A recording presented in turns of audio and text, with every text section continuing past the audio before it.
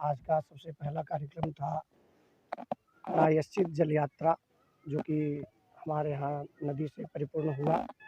और अभी सामने पंचांग पूजन मंडप प्रवेश का कार्यक्रम किया जाएगा और कल सवेरे समस्त वेदी का पूजन एवं सामने अग्नि मंथन द्वारा अग्नि प्राकट्य किया जाएगा।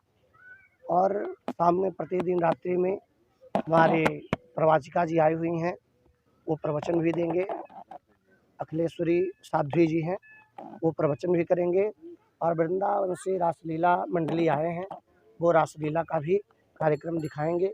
भगवान की सुंदर कृष्ण की जो इसकी भगवान नारायण के लिए बहुत ही बेहतर है। और हमारे इस यज्ञ का नाम ही रखा गया है हरिहरात्मक। हरि और हर का दोनों का इसमें समन्वय है। और यज्ञम व विष्णु, विष्णु व यज्ञ है। यज्ञ विष्णु का ही है और विष्णु ही यज्ञ है, इसलिए हर और हरि दोनों का समन्वय किया गया है। इसलिए सतचंडी महायज्ञ रखा गया है, क्योंकि यह जो है माता शारदा के प्रांगण में है। और हमारे इस यज्ञ के नेतृत्व श्री बाबा तुलसी जो है महाराज जी हैं, तुलसीदास जी महाराज के नेतृत्व में ही यह यज्ञ चल रहा है। और इस यज्ञ में बहुत सुंदर सुंदर सभी झांकियाँ, बहुत से लोग आएंगे, बहुत से दर्शन करेंगे। यज्ञ में आने से बहुत पुण्य होता है। सुबह सुबह सभी माता बहन परिक्रमा लगाएंगे, शाम में रासलीला मंचन होगा एवं आरती मंगल होती है। प्रतिदिन सायंकाल में यज्ञ की आरती सभी माता बहन दीप जला करके आरती मंगल में जो है कि सभी उपस्थित होते हैं। प्रेम से भक्ति भाव से माता एवं यज्ञ पुरुष भगवान की आरती करते हैं। और सभी भगवान की कृपा से, यज्ञ की कृपा से सभी लोगों का कल्याण होता है। यज्ञ करने से हमारे नगर विश्व का भी कल्याण होता है, विश्व में शांति रहती है। और यज्ञ करने का सबसे बड़ा फल है कि अन्न की जो उत्पत्ति होती है वो हमारे यज्ञ भगवान की कृपा से होती है। क्योंकि जब हम यज्ञ करते हैं, उस यज्ञ से वर्षा होती है और वर्षा से ही अन्न की उत्पत्ति होती है। जब तक वर्षा नहीं, जल नहीं, तब तक हमारी कोई खेत में फसल नहीं होगा। और अन्न नहीं तो फिर कोई साधव, कोई मनुष्य नहीं रह सकता। क्योंकि कलयुग में कहा गया कला वर्ण गदा प्राणा लोका स्वल्पायुष था।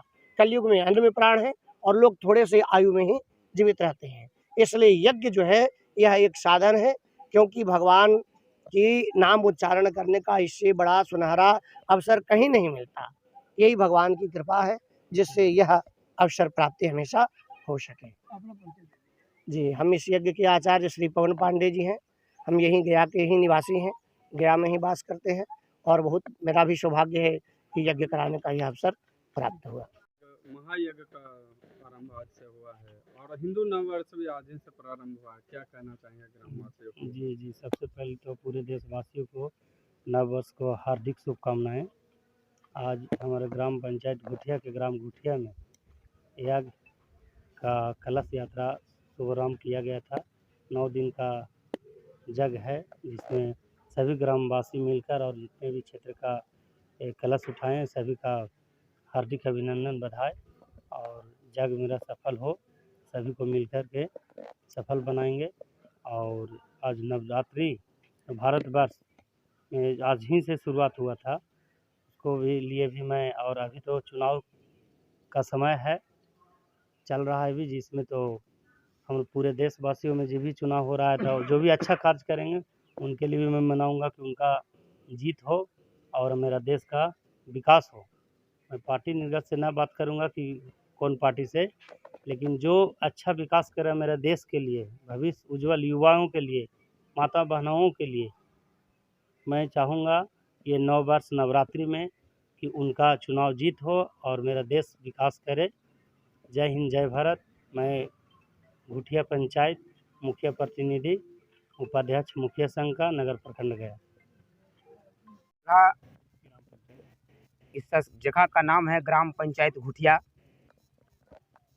और ग्राम पंचायत गुठिया में बहुत अपार हर्ष की बात है कि श्री श्री 108 श्री राष्ट्रीय संत श्री तुलसीदास जी महाराज के नेतृत्व में श्री हरिहरात्मक सतचंडी महायज्ञ एवं श्रीमद् भागवत कथा ज्ञान महायज्ञ, और इस यज्ञ में वृंदावन से सुप्रसिद्ध रासलीला भी इस स्थान पे आ चुके हैं, तो आप सभी तमाम भक्तगण से विनम्र आग्रह है कि ग्राम पंचायत घुटिया माँ शारदा भवानी के प्रांगण में आकर यज्ञ का परिक्रमा करें और रासलीला का भी मंचन होगा, उसका भी आप दृश्य अपने आँखों से देखें।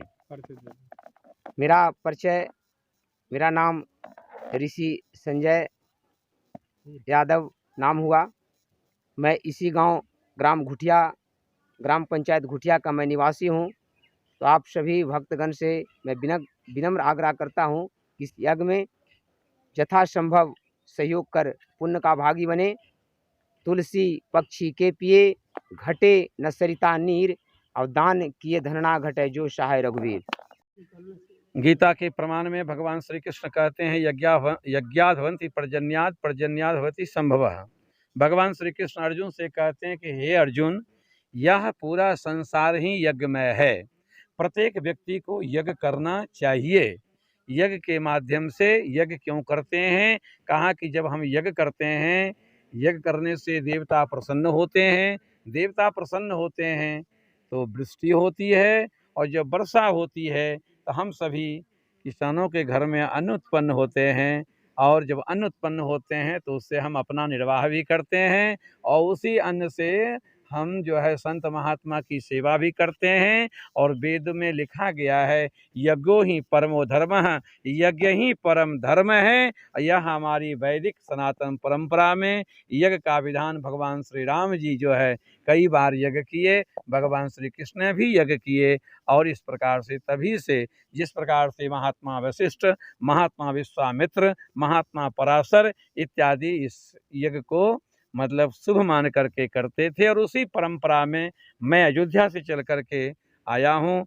महात्यागी बाबा रगड़ीदास जी के कृपा पात्र शिष्य और ग्राम घुटिया में समस्त भक्तों के बड़ा ही हमको सहयोग मिला, और सभी बाल बच्चे नर नारी और मिल करके इसमें सहयोग दे करके इस कार्यक्रम को करा रहे हैं। और इस कार्यक्रम का उद्देश्य है कि सारे समाज में जो बुराइयां हैं वो बुराइयां समाप्त हो, और हम सभी लोग एक साथ बैठ करके सनातन धर्म की हम चर्चा करें, जिसकी उद्देश्य हम इस मंच के माध्यम से सभी भक्तों को देने की कोशिश करेंगे।